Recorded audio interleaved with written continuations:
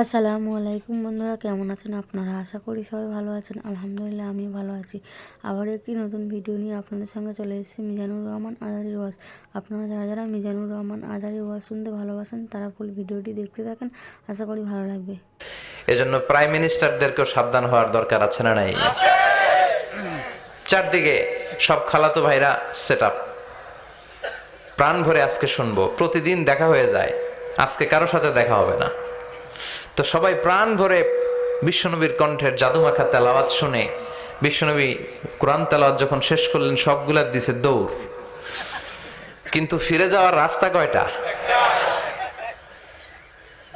আজকেও দেখা। আজকে কেউ কাউরে কিছু বলে না, সবার মাথা নিচের দিকে।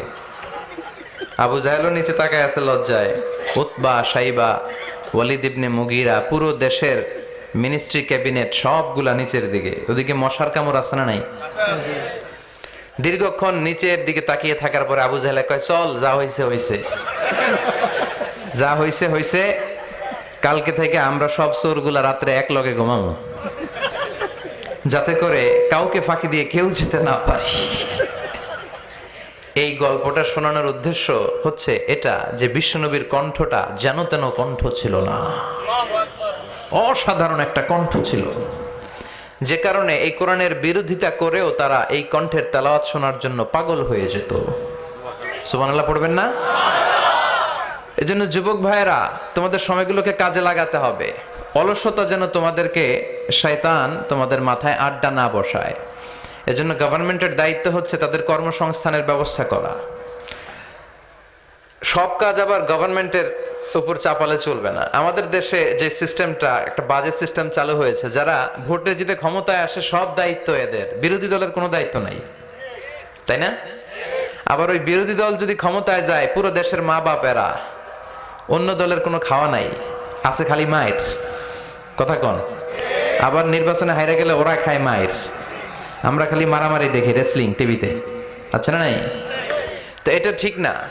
কেউ সরকার গঠন করলে তাদের উচিত বিরোধী দলের মধ্যে যারা ক্যাপাবল, লিডারশিপ কোয়ালিটি আছে তাদেরকে নিয়েও কাজ করা। হ্যাঁ, লিডারশিপ আমাদের থাকবে, প্রধানমন্ত্রী আমরা গঠন করব, কিন্তু বিরোধী দলের যে এত বড় অক্সিলিয়ারি ফোর্স, এত বড় লক্ষ লক্ষ মানুষ জনসভায় তারা যুক্ত হয়, ওদের বিরুদ্ধে জেল জরিমানা দিয়ে আমার দেশের কি লাভ? কথা বলেন? দেশটা আমাদের সবার না? নাকি বিরোধী দলে গেলে আর দেশের জন্য মায়া নাই, সব দায়িত্ব সরকারের? আসেন এগুলো থেকে বেরিয়ে আসি। আসবেন? আপনাদের সিদ্ধান্তই পারে এই বাজে প্র্যাকটিস থেকে আমার দেশটারে হেফাজত করতে। সবাই রাজি আছেন তো? এজন্য গভর্নমেন্টের উচিত এই বেকারত্ব দূর করা। এলাকার যারা বিজনেস ম্যাগনেট আছে তাদের উচিত বেকারত্ব দূর করে দেয়া। বেকারত্ব দূর করে দেওয়ার মতো সওয়াবের কাজ পৃথিবীতে নাই। সুবহানাল্লাহ পড়েন। অনেকে মনে করে নামাজ পড়লেই সওয়াব, রোজা রাখলেই সওয়াব। না, আপনি যদি একজনের কর্মসংস্থানের ব্যবস্থা করে দেন, তার মাধ্যমে যদি ফ্যামিলিটা চলে, এর চেয়ে বড় সওয়াবের কাজ আর নাই। একজন অসুস্থ, রক্ত দরকার, গা থেকে রক্ত দিয়ে দিলেন, এর চেয়ে সওয়াবের কাজ আছে? এক জায়গায় গাছ লাগিয়ে দিলেন, রোহিঙ্গার ভাইয়েরা না খেয়ে মরে, টিউবওয়েল লাগিয়ে দিলেন, এর চেয়ে বড় ইবাদতের কাজ আর আছে? কথা বলেন? এজন্য ইসলামটাকে সামগ্রিক ভাবে বুঝতে হবে। আল্লাহ তুমি তৌফিক দাও। আরো জোরে পড়েন আমিন। দুইটা প্রশ্ন আসছে, দেখি আমি উত্তর দিতে পারি কিনা। ভিডিওটি ভালো লাগলে একটি লাইক, কমেন্ট ও শেয়ার করে পাশে থাকবেন বন্ধুরা।